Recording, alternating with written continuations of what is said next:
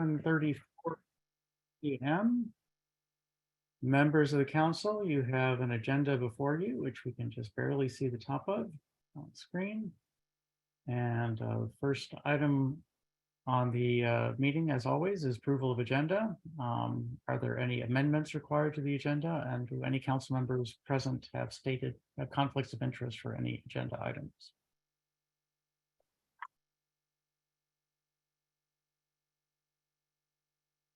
Hearing none and seeing none, then may I please have a motion to approve the agenda as submitted? So moved. Second. So I didn't see who the second was. Motion was by Councilmember Foe. Second was by Councilmember Sadiq. Is there any discussion of the motion to approve the agenda as submitted? Are there any public comments? Hearing none and not seeing anyone unmute, I will go ahead and do a roll call vote for those council members present. Councilmember Foe, Aye. Councilmember Lingua,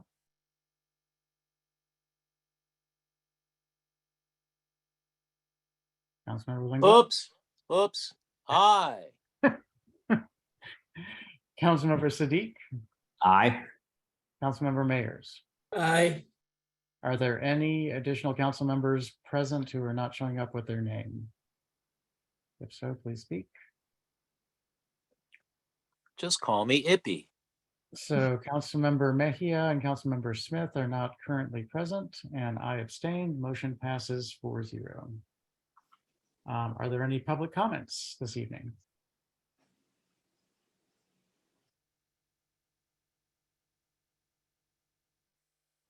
Okay, not seeing any indication of public comments, so let's move on to legislative action items. Item 1 is to motion to adopt the monthly finance report, but why don't we have it presented first and then we can have the motion.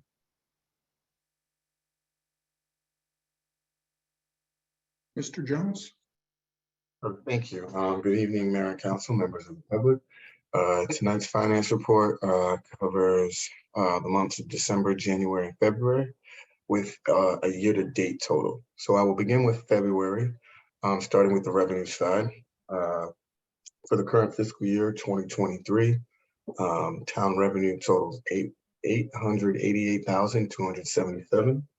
The expenditures total $587,799 with a total of $300,428. In previous fiscal years, we've outperformed the revenue. Previous fiscal year, $741,000 was the revenue. Fiscal year 2021, that total was $532,000. So year to date, we have a total of $8,141,000, and expenditures total of $5,348,000, with a net of $2,792,988.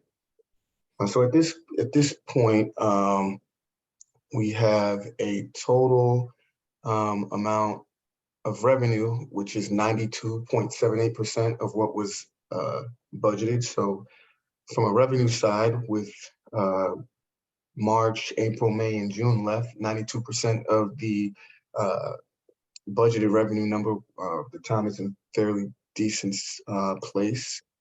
We look at the expenditure side, totaling $5,348,000.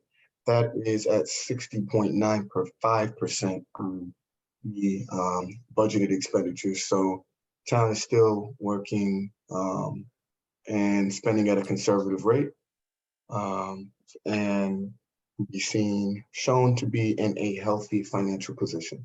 So that concludes the finance reports for the month of February. If there are any questions, I'd be happy to answer. Thank you, Deputy Director Jones. Are there questions for Deputy Director Jones before we have a motion to approve?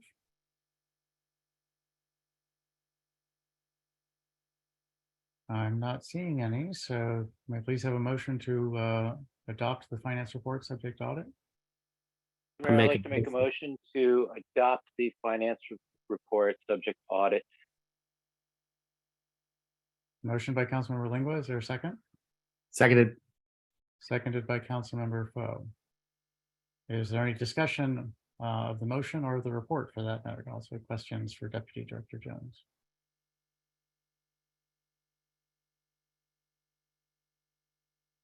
Well, I'll just make a comment that things look pretty good. The numbers are coming in fairly nicely. It is good to know we're about to hit our revenue goals for the year, and hopefully we'll end up with a comfortable surplus at the end of the year. Okay. Could not have said it better. Okay. Any additional discussion? Any public comments? Okay, I'll do a roll call vote. Councilmember Lingua lost his title somewhere in there, but that's okay. I know who he is. So, Well, you see me there now as David Lingua. yes, yes. So, Councilmember Smith is absent. Is that still correct? Councilmember Foe, Aye. Councilmember Lingua, Aye. Councilmember Siddiq, Aye. Councilmember Mejia is absent. Councilmember Mayers. Aye. And I abstain. The motion passes 4-0. Thank you. Next item on the agenda is a motion to adopt emergency ordinance 2023-OR-05 regarding amendment to property maintenance code. May I please have a motion? So moved. Is there a second? Second. Motion by Councilmember Foe, seconded by Councilmember Lingua to adopt emergency ordinance 2023-OR-05. Would Councilmember Foe, would you like to give a brief summary of the emergency ordinance?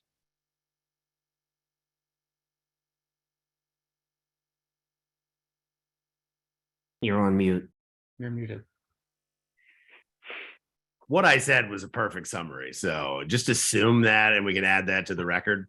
I was just reading before. The purpose of enacting an amendment for the Town of Riverdale Park Property Maintenance Code 2022 to regulate, with certain exceptions, the type of surface of which a motor vehicle may be parked, kept, or stored. Thank you, Councilmember Foe. Is there additional council discussion of emergency ordinance 2023-OR-05? Are there any public comments? Okay, I'll do a roll call vote. Councilmember Smith is still absent, I believe. Councilmember Foe, Aye. Councilmember Lingua, Aye. Councilmember Siddiq, Aye. Councilmember Mejia appears to still be absent. Councilmember Mayers. Aye. And I abstain. The motion passes 4-0, which is sufficient to pass an ordinance. Let's move on the agenda. Under new business, are there any items of new business? I believe there is one, actually. But that was Councilmember Smith's item of new business. So Councilmember Smith wanted to write a letter of support for resolution CR-018-2023, which was distributed with meeting materials.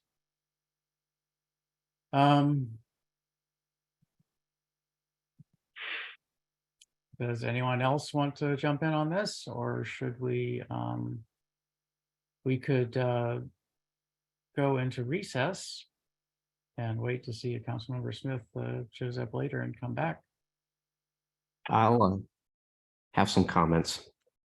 Okay, well, it's new business, so go ahead, comment. First of all, I'm a big supporter of the UBI concept. I think it has a lot of positive traction. The issue with UBI generically is the U stands for universal. And it's not surprising handing out free money to a small number of people will improve their outcomes. But how do you get the entire society to take part in that? What I'm concerned about with this particular program is I don't see any comment on how they're going to collect the data to make a report. And I would hope that they are taking data to see what the actual results of the pilot program was. If they're not taking the data, you can write the final report right now.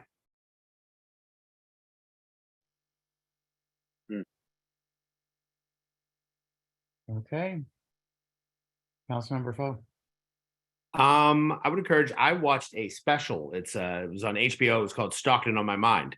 It's unique. I didn't know this was coming up. I just thought of it. It is really good, and it goes in depth into universal basic income and improved outcomes. I like what you're saying about data collection, Councilmember Sadiq, because it needs to be something that is supported empirically.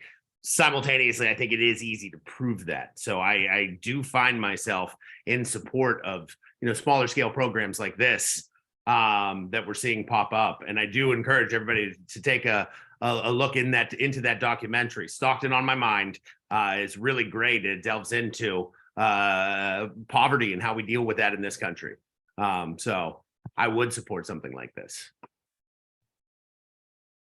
Okay. Councilmember Sadiq. Also, one of the things from the Stockton study was how they selected their participants, going to neighborhoods with a median income below a certain level and choosing from there. It's not clear how PG County is going to select their participants.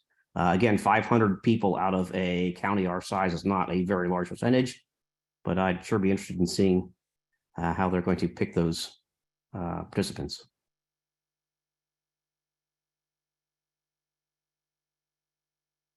Okay, well, I guess we have a choice now of, moving ahead on this evening, or it can wait until next week since Councilmember Smith is not here to make a motion, unless someone who is here wants to make a motion to write a letter of support or. Is this time sensitive?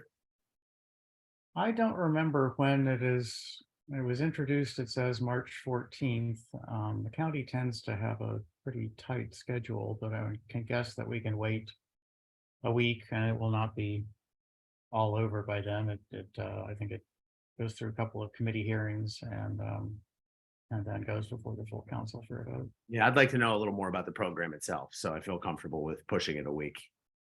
Okay. Yeah. Okay.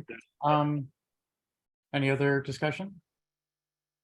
Yeah, there are a bunch of metrics that are just kind of missing on this, and also procedural steps. So I think we push this to next week. I don't see that as being a big issue. Okay. As long as we're discussing it, are there any public comments on this item of new business?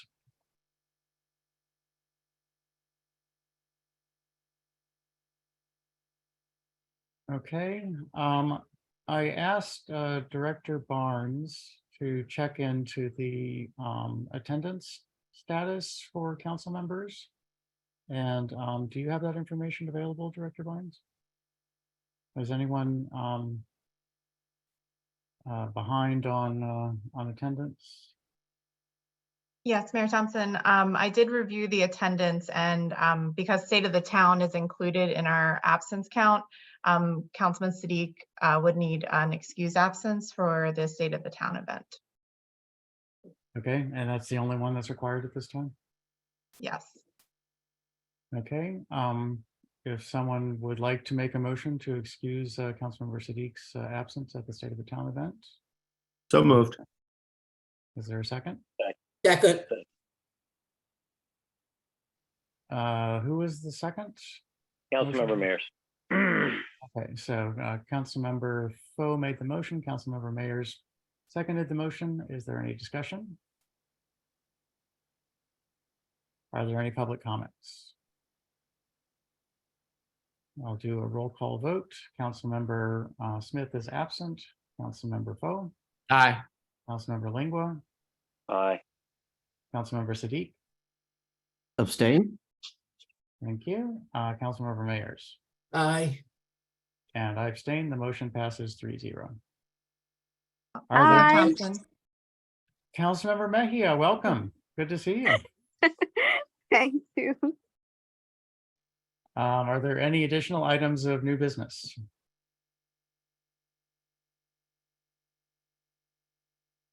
Okay, are there any items of unfinished business?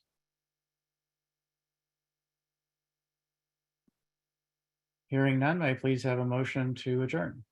Motion to adjourn, Mr. Mayor. Thank you, Councilmember Foe. Is there a second? Second. Second by Councilmember Siddiq. And if there's no discussion nor debate, I'll move immediately to voting. Councilmember Smith still appears to be absent. He did not jump in at the last second. Councilmember Foe, Aye. Councilmember Lingua, Aye. Councilmember Siddiq, Aye. Councilmember Mejia, Aye. Councilmember Mayers. Aye. And I abstain. The motion passes 5-0. We are adjourned at 7:51 p.m. And we will immediately move into the work session. Work session is, of course, a much less formal meeting. And so while we are still governed by Robert's rules, we tend to go sort of work less formally within those rules. So I will call the meeting to order also at 7:51 p.m. Are there any changes to the agenda that anyone would like to see?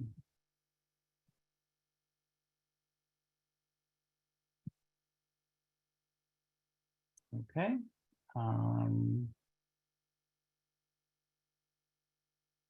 I swear I saw a swearing in document, but it doesn't appear to be in my material. Oh, there it is. Office. Okay.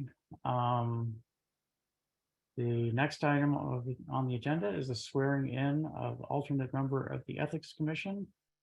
And Mr. Buford, please raise your hand and repeat after me. And you can choose whether to swear or affirm based on your personal preference. I understand. Thank you.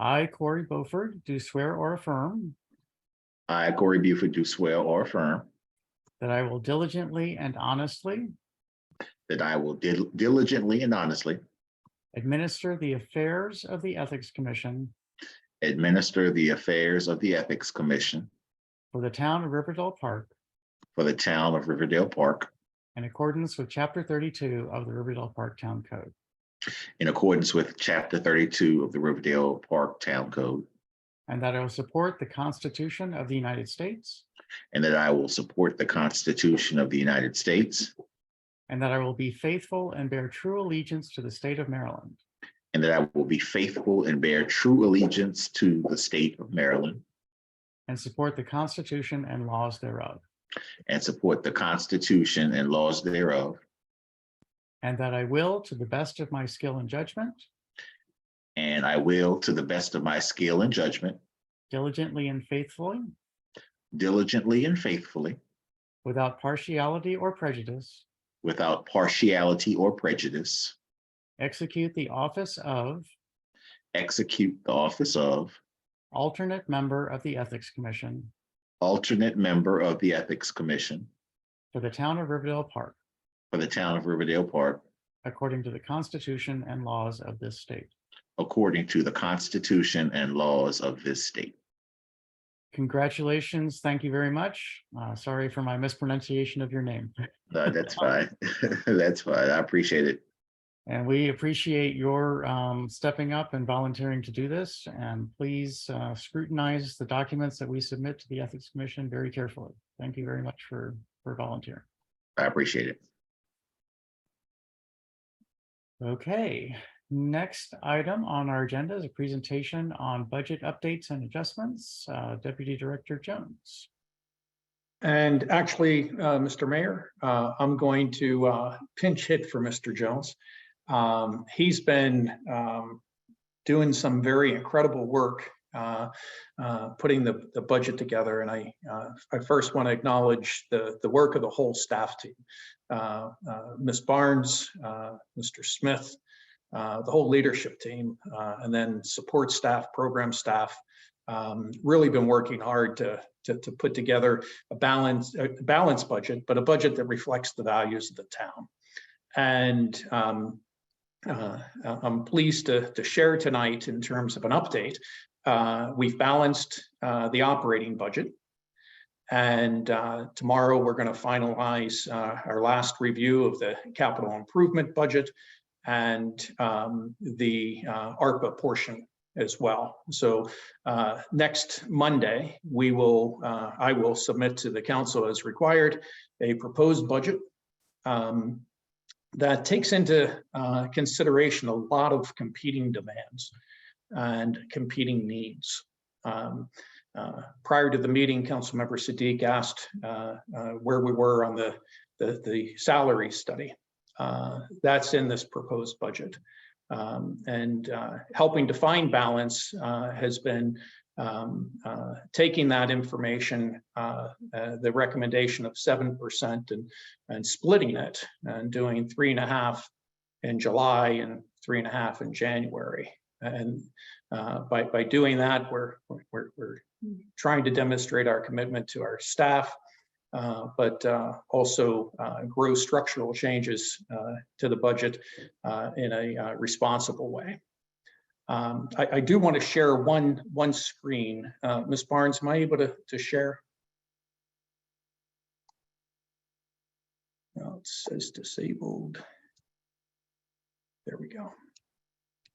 So Mr. Jones put together this chart, and at the top, revenue net expenditures.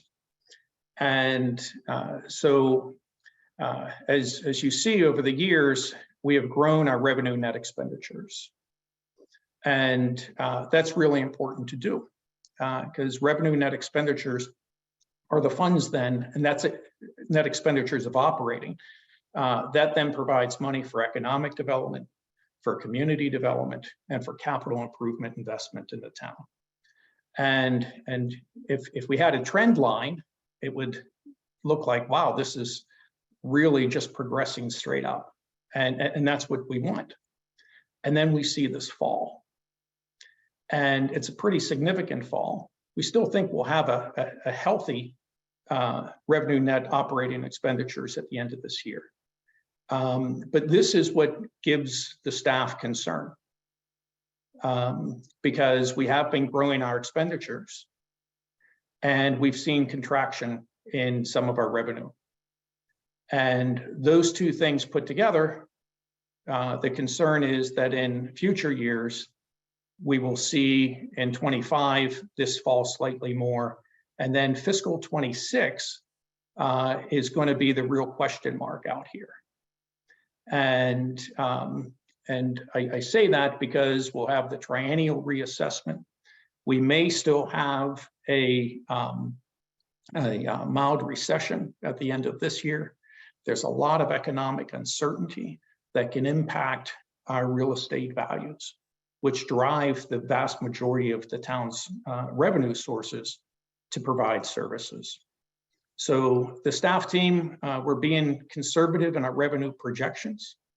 But I think that the budget that we will propose to you next week is on point and still very outward focused, trying to do some new and interesting things in the community, relying a little bit on ARPA funds, doing things differently as it relates to CIP, focusing strongly on trying to obtain more grants. And so everything that we've been saying since December is being packaged into this proposed budget. And with that, I'll take any general questions. Thank you, Mr. Town Manager. Are there questions from the council on this budget update and adjustments presentation? Councilmember Siddiq. So going back to the pay increases, I was a little bit unclear as to what the solution was. A 7% across the board, is that what we ended up with? Well, the consultant made two possible recommendations. One, give nothing to those in the lower grades and give 10% to folks in the higher grades. Or 7% across the board would get you between 90% and 110% at the 50 percentile. And that would be my recommendation, is to do the 7. I think that reflects the town's values, and all that'll be wrapped up in the proposed budget for the council to consider. And but the way of getting there and being able to afford it is to not do it all at one time. By delaying half of it for 6 months in fiscal 24, Mr. Jones can correct me, but I believe that reduces the fiscal year expenditure by about $100,000. Is that correct, Gentry? Yes, that's correct. And that So I helped had us. Go ahead, sir. I'm sorry. a couple of questions on that. One, should our town, which seems to be running very well, have a goal of being just median? And secondly, should we just match everything to the median line? Instead of doing a peanut butter spread, just make all those numbers 100. And that's certainly a good question, sir. And that's something that I look forward to the council working through, and we're here to support the council's conversations in that. What we base the proposed budget on is the 7%. If we were trying to get to 100 at the 50 percentile, several of those grades, and again, we're not doing it by person, but by grades, several of those averages within the grades would have to come up higher percentages. And that just means that we need more structural changes and we need additional revenue, or we have to cut expenditures. But I look forward to the council's deliberations on that, and we will support those deliberations however we can, sir. Will the budget be presented as several of those options, or? No, sir. It'll be presented as a balanced budget. I'm required to present a proposed budget, and I propose a balanced budget to the council. If the council wants to make, per our charter, wants to make changes to the budget, that's fine. Then we just have to find additional revenue, or we have to find additional cuts. Thank you. Any additional council questions or comments on this report, this presentation? Are there any public comments or questions on this presentation?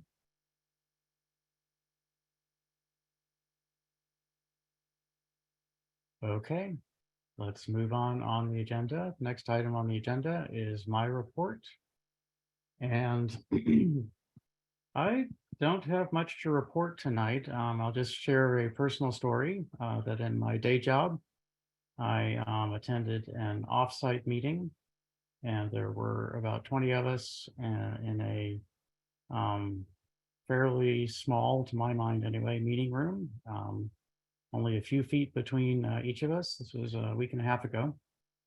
And of those 20 people, 7 came down with COVID within the few days after the event.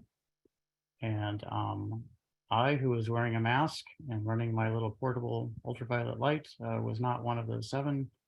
And I was very grateful for that to be true. Other people, or 2 other people wearing masks at that meeting out of 21, and neither of them caught it either. So I just wanted to say that these measures to prevent transmission do work, and I hope people use them appropriately, because this was, I got home from the event and told my wife that if I had not caught COVID, it was going to be a miracle, and it was the miracle of prevention techniques that did it. So that is all I'm going to say in my report for this evening. And so let's move on to town manager's reports. I'll be brief as well this evening, Mr. Mayor. I mentioned that next week we'll deliver a balanced proposed budget. And then I just want to highlight that we have 2 budget hearings coming up, one on April the 15th and one on April the 22nd. Those are Saturdays. Director Barnes, correct me, I believe they start at 9:30. Okay, And that's all I have, Mr. Mayor. thank you, Mr. Town Manager. Let's move on to council, committee, and ward reports. Councilmember Smith still appears to be absent. Let's move to Councilmember Foe, Ward 2. I will reserve my comments till next week in the legislative. So I hope everybody's doing well, and I will speak then. Thank you. Thank you. Councilmember Lingua, Ward 3. Thank you very much, Mayor Thompson. Greeting to folks who are joining us tonight on Zoom.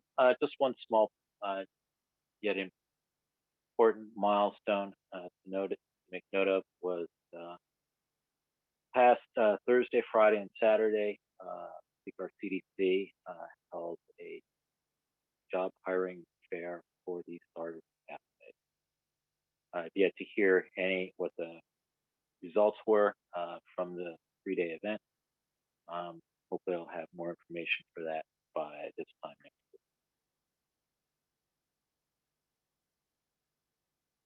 Does that conclude your report, Councilmember? The one item I wanted to bring up. Okay, thank you very much. Councilmember Sadiq, Ward 4. Thank you, Mr. Mayor. I will not be running for re-election, and I will probably be leaving the area by the end of the year. Personally, it seems like someone else is running. Well, thank you for that information. We're sorry to lose you as a resident and as a council member, but thank you for letting us know. And I too had heard that someone was running, which is good, because your original schedule had you arriving back after the filing deadline. So I wasn't sure what had happened there, but thank you for letting us know. Does that conclude your report? I also was wondering, whatever happened to VO Ride? We had that discussion a while ago. Did we ever get an agreement with VO Ride to expand into Riverdale? Director Shelton, do we have an update on whether or not they've applied yet for their license? We are still working with VO Ride through the application process. Okay. And then finally, the Parkdale issue is not going away. I did listen to the video from the 6th of March. No good news seemed to come out of that, that the county and school are relatively unable to be effective in stopping that problem, and the problem is ongoing. I don't know if any better ideas have come up since. I didn't hear any promising notes out of the meeting on the 6th, though. Does anyone else have a better feel for what could be done? I do not really. I'm still pondering things that we might do that are sort of within the town's purview, and to try to work on that situation. And I honestly would like to get up and put an eye on the current fence that's around the Parkdale lot. I have not managed to get up there yet, but I plan to be up there over this upcoming weekend to do that. And that's all I had. Okay, thank you. Councilmember Mejia, Ward 5. Good evening. I have no report for this evening. Thank you very much. Appreciate that. Councilmember Mayers, Ward 6. Good evening, Mayor and Council. No ward reports at this time. Thank you very much. Okay. That brings us through council committee and ward reports. Next on the agenda are public comments. Are there any public comments?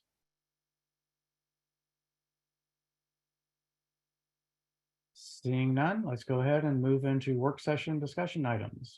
Item 1, curb cut request 4802 Queensbury Road for expansion of driveway. I believe we have the resident with us this evening. And we have a town staff report of describing the project. Director Barnes, do you have this? I do, certainly. Good evening, Mayor Thompson and members of the council. Staff seek direction tonight from the mayor and council regarding a curb cut request to enlarge the apron and driveway at 4802 Queensbury Road pursuant to Chapter 57 of the Town Code. The town recently received a building permit application from the resident at 4802 Queensbury Road. The property currently has a curb cut, apron, and driveway. However, the applicant's project includes enlarging the existing curb cut, so it would be a bit larger, wider, and it would match the enlarged driveway. The applicant has received a permit from Prince George's County to repair or replace the existing driveway and extend it by 710 square feet. The project includes an increase in impervious surface, and just like any other building permit that comes to the town, staff have provided the applicant with information regarding the Prince George's County rain check rebate program. And the applicant has expressed interest in potentially installing rain barrels and planting additional vegetation on the property. We'd also like to note that staff did confirm with park and planning staff that the project does not exceed the 35% lot coverage. Apparently, lot coverage was increased from 30% to 35% in the county's new zoning ordinance. Staff report that the applicant has otherwise met the administrative requirements for the project. And Ms. Yahida Caviar is here if there are any questions or if she'd like to add anything specifically about her project. Hello, Yahira. How are you doing? I'm doing well. How are you? I'm doing good, thank you. I would just ask that you talk to Tina and John about it. Tina, my neighbor. Your next door neighbor. I didn't ask her. Well, she knew I was in the process to get my permit. Yeah. But since I didn't have no response from your city, I haven't said anything yet. But if I talk to her, Yeah, no problem at all. For those of you that don't know, Yahira's my neighbor. That silver garage in the background is mine. So no place. No, I have no problems with this. I just would like to see her talk to Tina and John, and they communicate as is, so it's not a big deal. Okay. Any additional council comments? No. Okay, Yahira, I would strongly encourage you to get the rain barrels that you were interested in. That yes, extra vegetation. We've had a lot of events. I think you've probably seen some of them from your yard, and we're trying to be good neighbors for our downstream neighbors, and so we appreciate if you could store some of that water on your property. Yeah, and if you need any help with any of the application or anything like that, I have 7 rain barrels, I think, right now, so I can help out. Okay. He can loan you a few and wouldn't even notice. Hey, you can't promise my rainwater away. But I will knock the door so you can come in. Give me all the idea possible, for everything can come perfect. Yes, I'm a busy mommy. Somebody came in the middle of the meeting and she knew her house. Yeah, we're in the meeting. Okay, Councilmember Foe, would you like this to go on the consent agenda next week? Yes, please. Okay, so let's plan to do that. Okay, thank you, Yahira. It will go on the consent agenda, which means unless someone objects strongly that you don't even need to come, and we'll let you know if we hear anything about objections to this. Okay. Thanks. Bye-bye. Thank you. Thank you. Okay, next item on the agenda is I didn't ask for any public comments. Are there any public comments on that before we move on? Okay, good. Let's move on to work session discussion item number 2, fiscal year 2023 revenue update.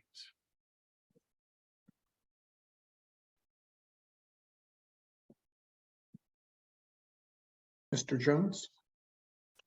Thank you.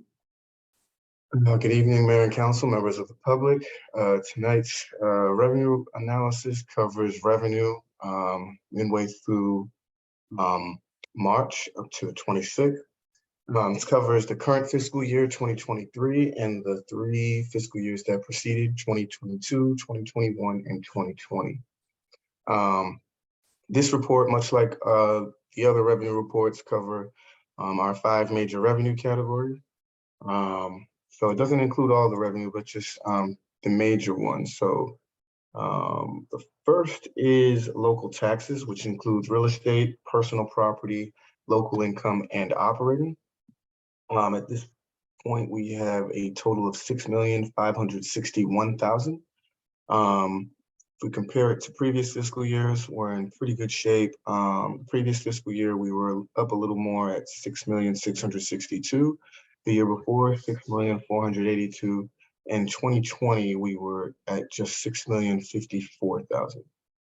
The next major category we have is licenses and permits. That major category includes rental licenses, permits, business licenses, alarms, and registrations. For the current fiscal year, we have a total of $199,000. And in the previous fiscal year, we were at $191,998. Fiscal year 2021 totaled $219,451. And for fiscal year 2020, that was $191,284. Currently, with the town sits at the 199, which has us in good standing. Where we have actually exceeded our budgeted amount for this particular category. We are at 101%, with roughly 3 months left of the budget year.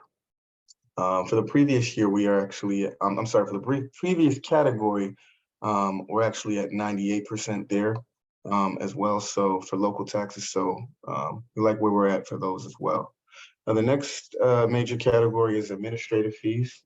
For the current fiscal year, we are at $33,080.35, up considerably from previous fiscal years. As I've mentioned in earlier reports, our neighborhood services team is doing a great job ensuring that the town code is being upheld. So there have been a larger number of municipal infractions this year. Last year, we were just at 4,700, 2021, 900, and fiscal year 2020, 3,400. The next major category we have is fines and forfeitures, which include police reports, vehicle impounds, and parking citations. With 3 months left, we are at 90% of what was budgeted. We have a total of $35,705. The previous fiscal year was $29,193. Fiscal year 2021, we had a total of $35,636. In 2020, we were up higher. We had a larger number of parking citations. So the total was 52,289. And the last major category that we will cover tonight is community safety programs, which includes the Safe Speed for students. And that is our speed camera revenue. So the total for speed camera revenue at this point is $951,181. The previous fiscal year, we had a total of $1,028,000. The year before that, just $649,000. And 2020, a total of $387,000. So for this particular category, we have already exceeded our budgeted amount by $204,000. We are at 127% of what was budgeted. And speed camera revenue is collected roughly 2 months after. So we actually have 5 months left of speed camera revenue. So as far as a revenue standpoint, We are in a really good financial standpoint as far as revenue is concerned in this particular line item.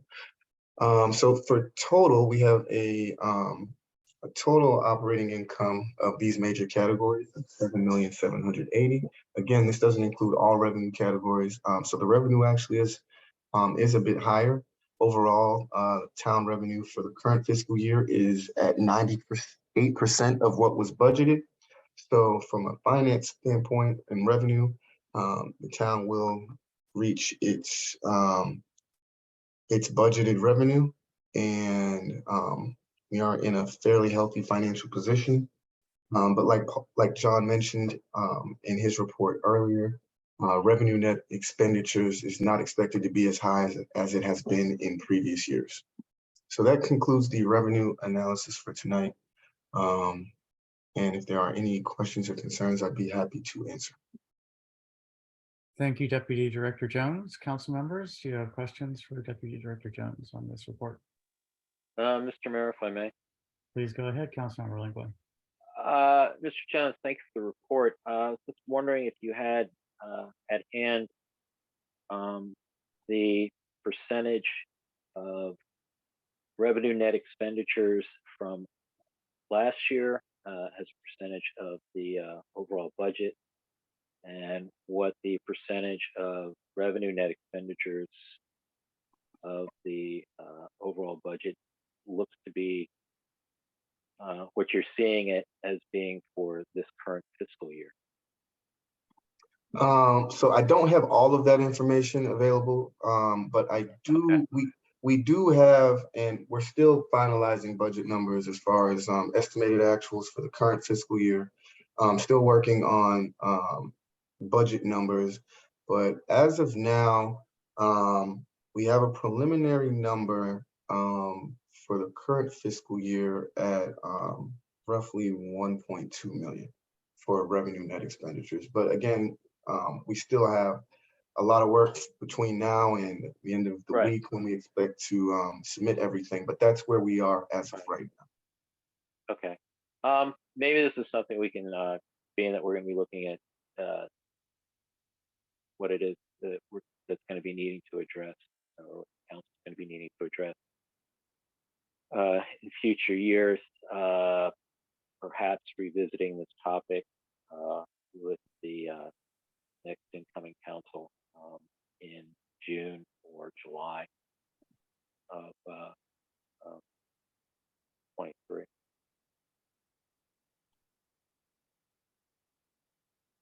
Thank you, Councilmember Lingua. Any additional council questions or comments on this revenue report? Are there any public comments or questions?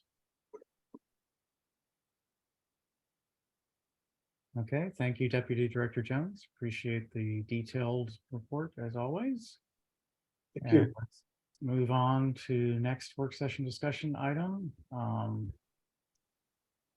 CIP 2020, excuse me, CIP 22 PW04, 54th Place Pocket Park and Tot Lot.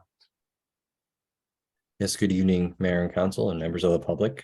The town-owned land, which will be used for the CIP project, 22 PW04, is currently has a deed restriction on it, requiring the land be used for a public alley.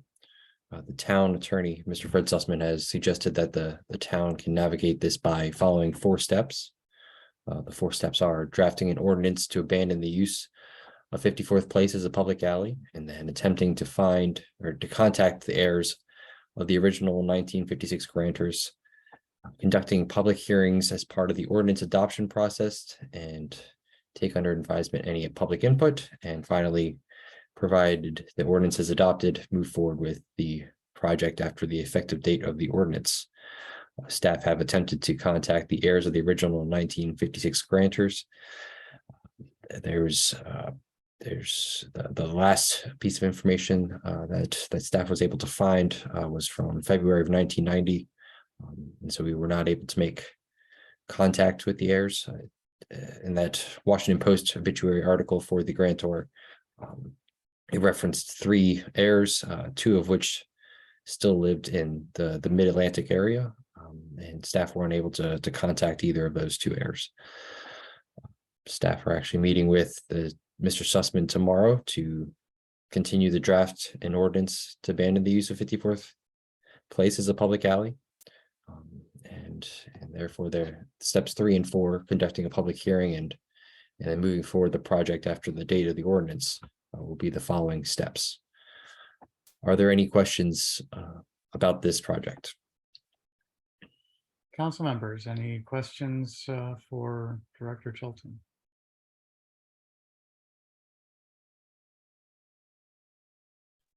I'm a little bit confused, Director Shelton. Do we have to accomplish all 4 of those things?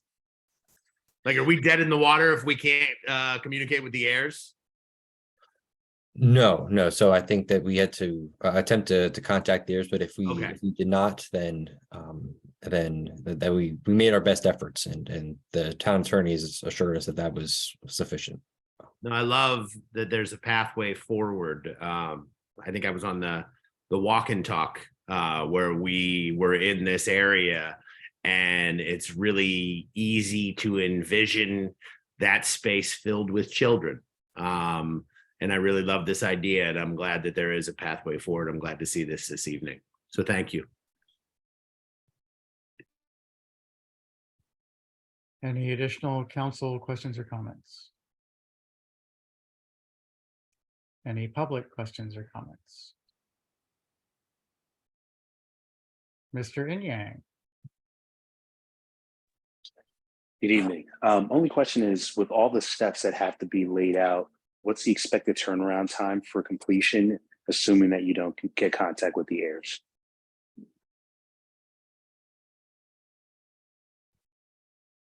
That is a good question.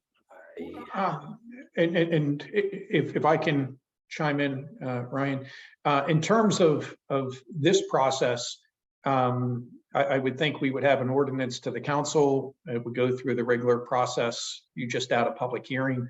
So the abandonment of the alley could occur by May. It's federally funded project. And actually the federal funds, Mr. Shelton, when do we have to expend the federal funds by? By the end of the calendar year. So at least a large portion of the project would be underway, at least. The federal portion would be complete by the end of December. Oh, it's the end of the calendar year, not the fiscal year. Correct. Okay, very good. That gives a lot more room. I was thinking end of the fiscal year was going to be tight. Okay, thank you. Additional public questions or comments? Okay, thank you, Director Shelton, for the presentation and discussion, and let's continue to move forward. Next item on the work session discussion items list is sidewalk cafe standards. Yes, good evening, Mayor and Council. Staff are seeking feedback on draft guidelines set up for a sidewalk cafe programs and standards. Staff have received inquiry from businesses to use the sidewalk adjacent to their business for outdoor seating and dining purposes. There's a draft set of guidelines attached to this meeting material, and it currently includes things such as standards for circulation room, sidewalk furniture, enclosures, planters, tables, chairs, umbrellas, space heaters, and music. There's also a requirement for applicants to post the space for at least, I believe it was trying to remember how long I gave how long it needed to be posted for, 4 weeks. In order to allow passerbys to make comment on the space that would be used for the sidewalk cafe. The draft guidelines also describe a committee which would evaluate the proposed furniture and its compliance with the standards here. And after receiving more information, which is anticipated from both the county and the Board of License Commissioners, we will have more information about other standards, including those for a liquor license restaurant as well, a restaurant with a liquor license as well. There's still many questions about the standards and guidelines for a sidewalk cafe program, including using parking spaces as an eligible use for the sidewalk cafe. And if so, would traffic barriers be installed? Receiving feedback from other businesses and residents as part of the draft guidelines. There's currently a 4-week notice process where the location will be posted with the intent of receiving feedback from those who pass by if they have any comments or concerns. But receiving feedback from others that are affected by this change is always helpful. And strategically managing our scarce space is pretty difficult. There's the amount of space that we have for this type of purposes is pretty limited, and I know that there are a lot of businesses who are interested in using more space, frankly. So trying to determine how to strategically manage that space is another question. So staff are still seeking feedback on the proposed standards, and any thoughts on amendments or additions or any of the other questions that I've just laid out. Council members, do you have any questions or comments for Director Shelton? Mr. Mayor? Yes, please, go ahead. I want to take a closer look at this. I want to say that out loud first. But my first thought, and I'm just thinking out loud in this, is that I wonder if it's something that should come from us, a design and implementation, instead of individual leases proposing different design. I just feel like it could get out of hand, but I also feel like it is a remarkable amenity that we'll eventually have in that space. And I just wondered if, the design should come from us. Just thinking out loud. Thank you, Councilmember Foe. Are there additional council questions or comments on this item?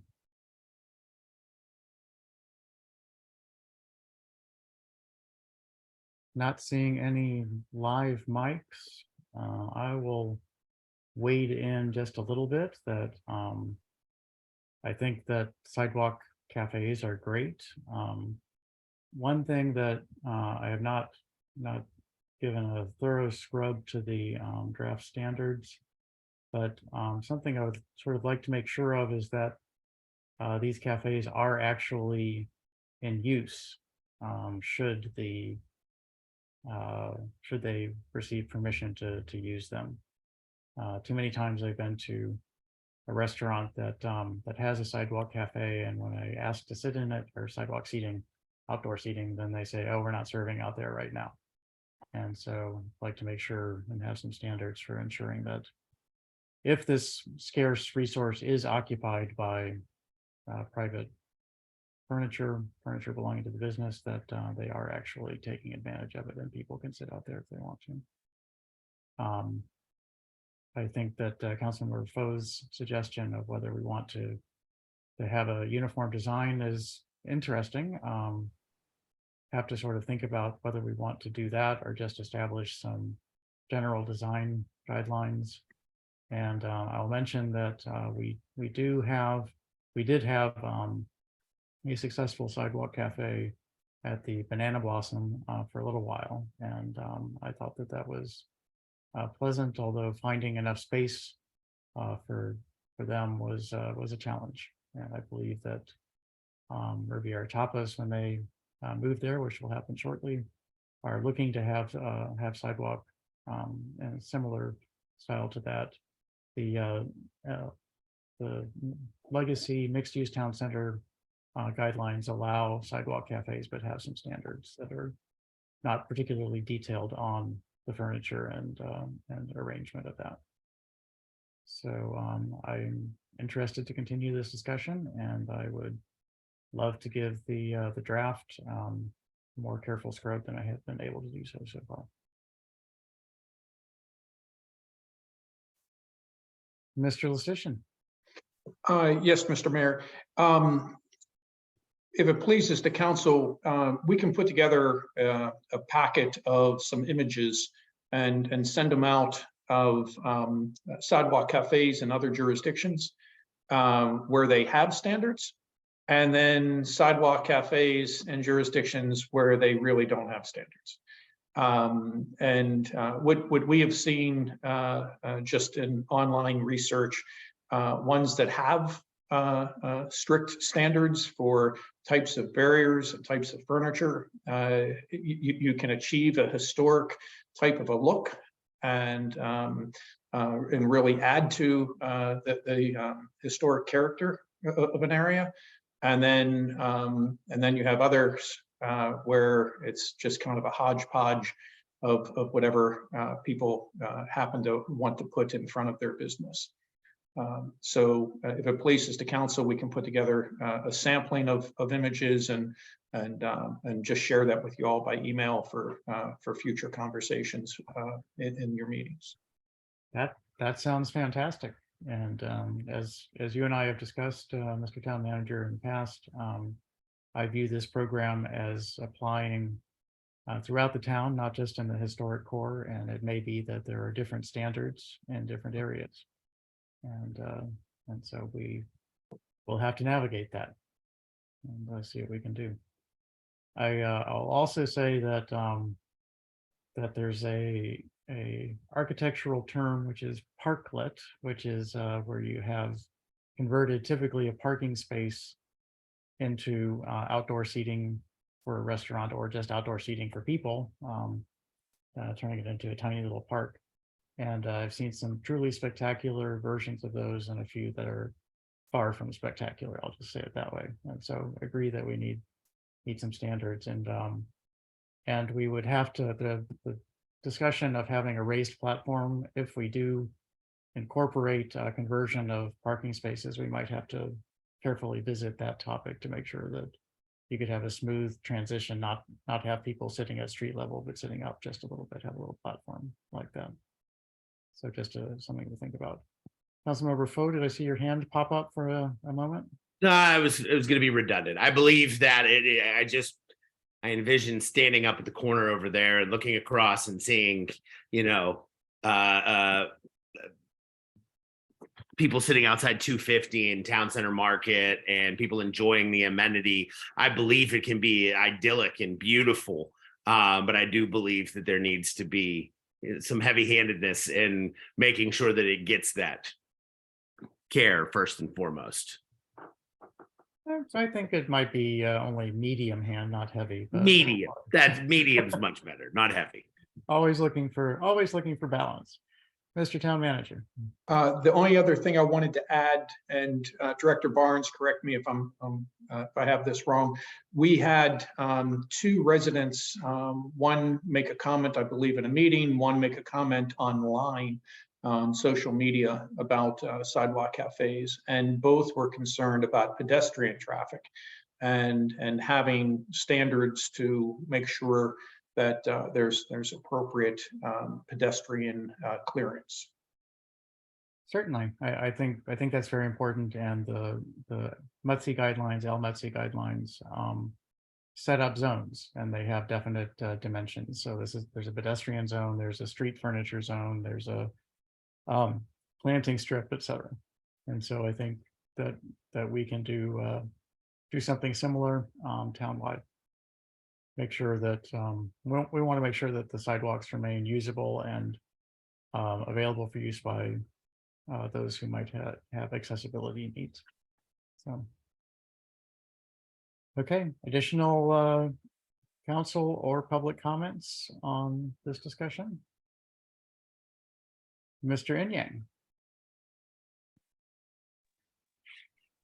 Yeah, I guess one thing, other things to consider, especially Mr. Mayor, your comment about people having these but actually using them. I guess, is it seasonal or not? Especially if we're talking about converting parking spaces. what is the plan for the winter? Will these be convertible to be able to be given back if necessary? I know, DC has multiple versions of this, both good and bad, and Philadelphia does as well. So, if you're already going to get a list of other municipalities in the area that do that, I think that makes a lot of sense. And then I guess I would also just caution on being too heavy-handed in terms of like specific furniture types. I think of like Denison's and their like wooden picnic tables make sense in that particular space, but other parts of the town may have different things that sort of work in that particular area. So outside of making this a really exhaustive list of these are all the things that you can have, it may be easier to say what shouldn't be there, or to give some discretion for individual businesses to pick what makes the most sense for them. That's it. Thank you for your comment, Mr. Yang. Appreciate that. Okay, any additional discussions on sidewalk cafe programs and standards?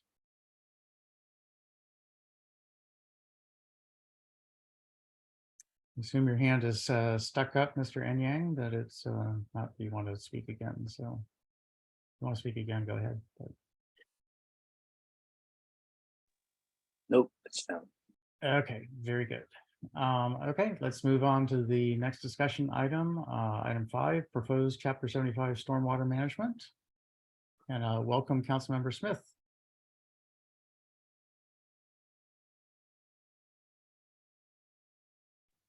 Thank you, Mr. Mayor. Apologize for my tardiness. Very good. Always good to see you. We have a full house tonight. Good evening again, Mayor and Council. I'm happy to speak to you about the proposed Chapter 75 stormwater management. As I've mentioned before, the town has frequently experienced extreme flooding events, and currently the town has a number of programs to help those who own their property. So something like the Town Emergency Repair Grant Program, or the other flood damage prevention and mitigation program to help reduce the impact of a flood on one's home. But there aren't as many protections for those who are renting their home in town. And so the idea behind Chapter 75 would be to require single family rental properties which are in the floodplain and likely to experience significant flooding to have an engineer evaluation to see if there is any mitigation techniques that the professional engineer would recommend. So at the previous meeting, so I'm trying to find my space here. At the previous meeting, the mayor and council inquired about the prohibitive cost of having this engineer evaluation performed and how much it may cost. The town staff learned from speaking with the town engineers that it would likely cost somewhere between $1,500 and $5,000. With most, they said they would have the caveat that most of the evaluations would lie somewhere between $1,500 and $2,500, with those outliers being up to $5,000. So staff are suggesting that in order to help the landlords who would bear this cost, to establish a town engineer evaluation grant to help those landlords. The program would provide up to $1,500 per property at a matching 1-to-1 amount, and it would help those who are having the engineer evaluation done in order to comply with the proposed Chapter 75 stormwater. The grant will be a first come, first serve, and there are approximately 35 single family rental licenses that are currently residing in the floodplain, the county's floodplain. If there are any questions about the proposed Chapter 75 or the accompanying grant program, I'm happy to answer those. Thank you, Director Chilton. Council members, any questions or comments for Director Chilton? on this proposed chapter of the ordinances?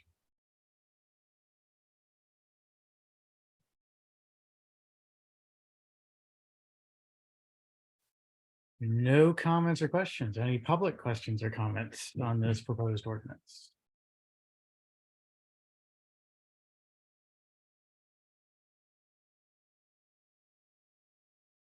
Okay, well, I'll dive in just to clarify your last statement, Director Shelton. You said that there are approximately 35 single-family homes, and that's in the county's floodplain, which is more extensive than the FEMA floodplain.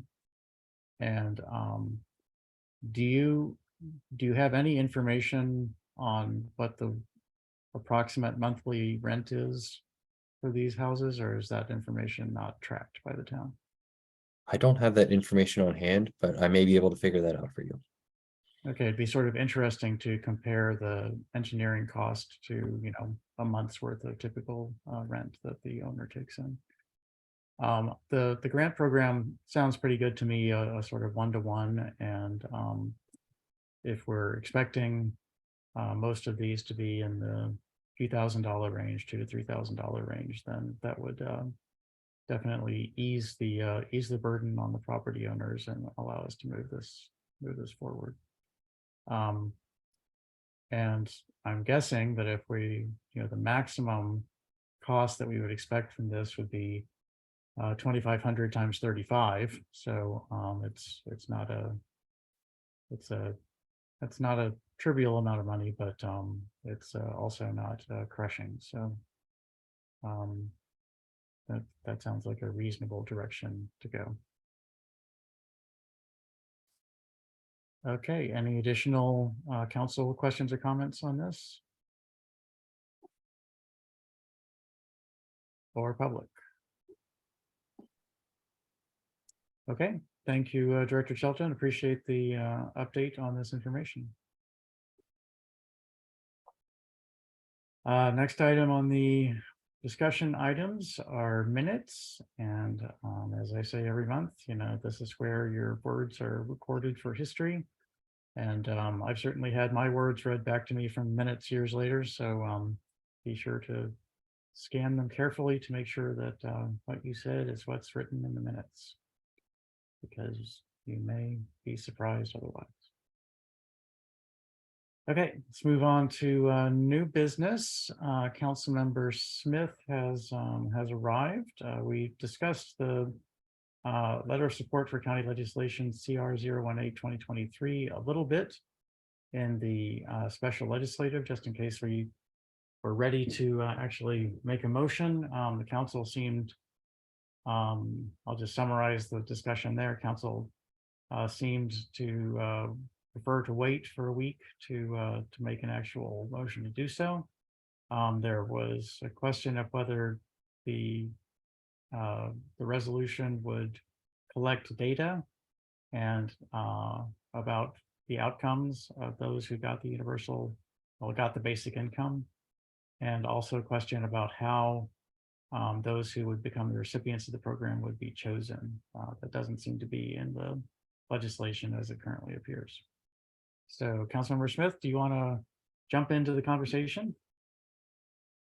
Sure. Yeah, I think this is one of the more exciting proposals we've seen come through our community, particularly in a county that isn't always in a hurry to examine new ideas. You know, there's been study after study after study, and I'd, you know, be happy to share some with folks if anyone's interested.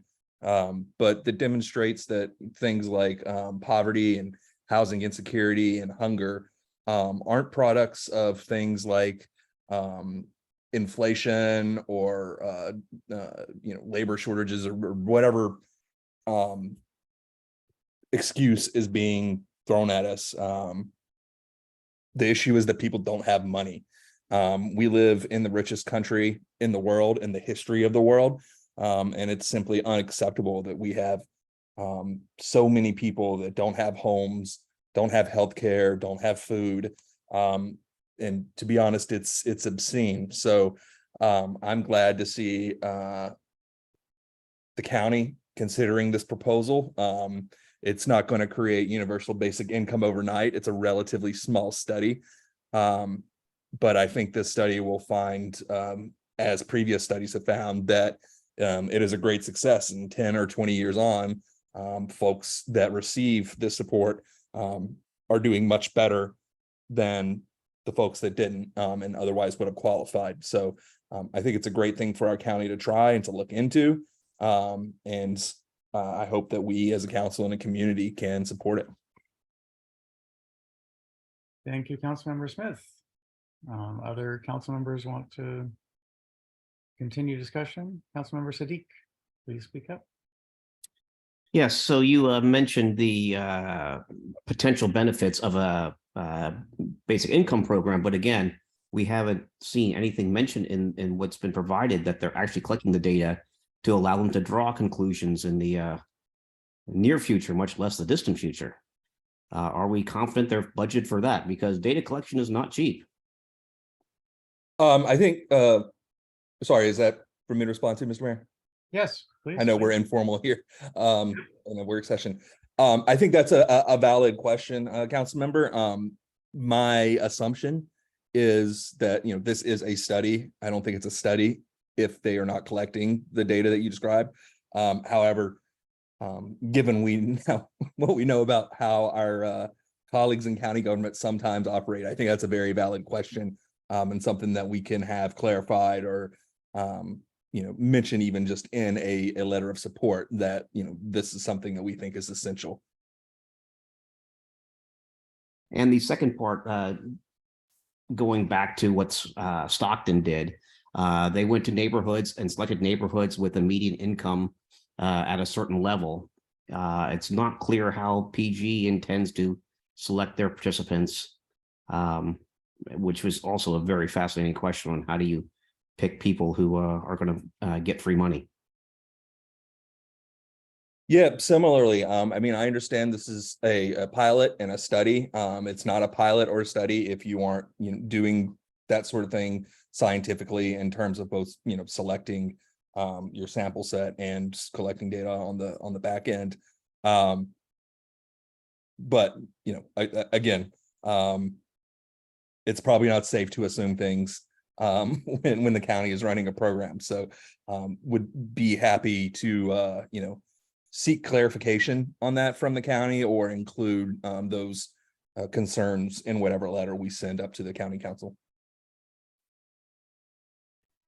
And I guess the third question was, is there a time frame on this? I think only in terms of when the county plans to move on it. This is before the county council, if I recall correctly. Is that right, Mr. Mayor?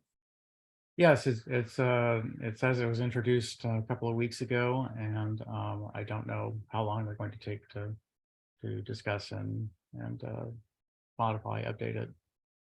But I would assume that it's not going to be instantaneous, so I think we have till next week, probably, at least to weigh in. Councilmember Smith, would you be interested in reaching out to one of the sponsoring council members? Our own Councilmember Olson is one of the proposers. So, sure, I'll reach out to Councilmember Olson. Okay, and you can just, you know, tell him we're interested and intrigued, and just ask him some of the questions that came up during discussion tonight. That'd be great. Yep, sounds good. Happy to do that, and I will both report back in this body next week and make sure I copy you guys on any response that comes over email. Fantastic, thank you. Any additional discussion? Councilmember Siddiq, is your hands still up or back up? I just wanted to point out that at the very bottom of the package included with this item, it says, if you require additional information or have questions about this fiscal impact statement, please reach out to me via phone or email. Although it's not clear who exactly you would reach out to and what their phone or email is, but that might be another avenue to find out the information we're looking for. Yeah, Councilmember Olson is, as we all know, incredibly responsive. So if he does not have that information, I'm sure he can point us to who or what is the entity that should be called or emailed at the bottom there. So the memo is from Shalene Miller, why the legislative budget and policy analyst. And so I think that probably that discussion is mostly about the financial impact and how that would impact the budget and not necessarily the details of the program. So I think reaching out to Councilmember Olson might be the best. And I'm sure he's ready to get down in the weeds about exactly how things are going to work. He's that kind of guy. Okay, additional discussion? Are there other items of new business? If not,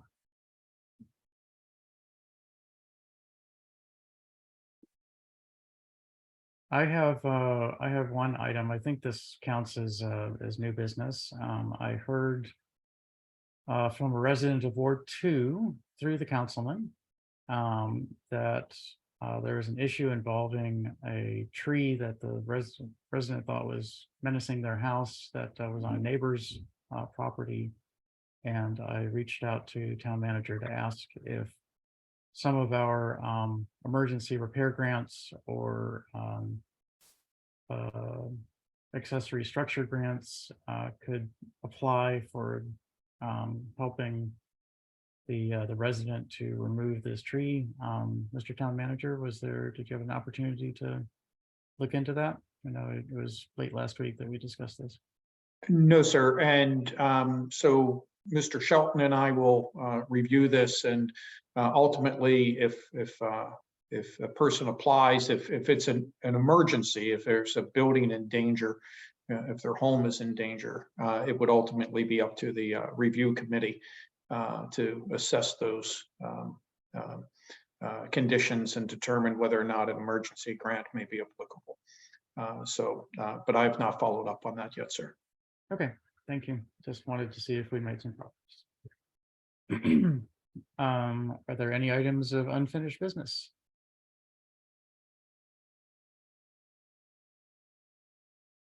Having a short meeting tonight. It's not even 9 o'clock. We have a Like- schedule before that. We got some TV we can watch now, everybody.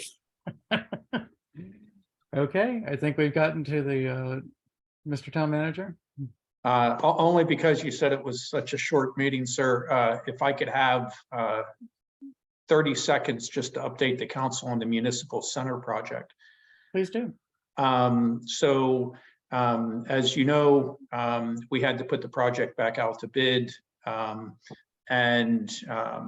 Today we received 4 bids.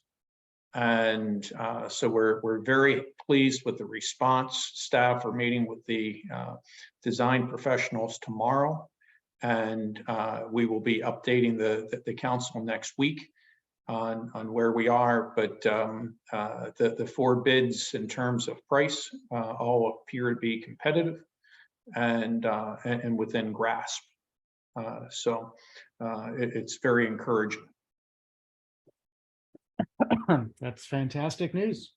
That was 35 seconds, Town Manager. But since it's good news, we'll live. I normally take that long to say hello, sir. So I kept it to 35 seconds. Okay. Thanks to everyone. We're done at 8:58 p.m. And I'm gonna go chase down some dinner. Mr. Mayor, if I may. Yes, Councilmember Lingua. One small note of something I read over that I gained knowledge of over the weekend. Haven't been able to verify it or not, but I heard from a former resident that the last day of business for Dumb's Subs and Pizza is the 31st of March. They are shutting down. Business will be closed, and 250 Barbecue is moving. It's going to be expanding into that space. I don't know if that needs any permits or any permit requests or anything. On 250 Barbecue or not. I will say though that should this be true, and that Friday is the last day, we're probably seeing one of the longer running instances institutions in this town come to an end. Yes, that's unfortunate, if true. They- Thank you they- for They've letting been us- posting it. Okay, Okay, so I've assumed it to be true. So okay, maybe something for this body to consider as we, there's a tendency to afford commendation to those coming. Council may want to consider affording a commendation to a business party. okay. okay, let's discuss this week. Okay, Okay, and with that, all. we inched past 9 o'clock, so it's now 9 o'clock and 30, so it's 9:01. No, it's 9 o'clock and 30 seconds. Okay, thank you all. See you next week. Have a nice evening, everybody. Bye. Have a good week. See you, everybody.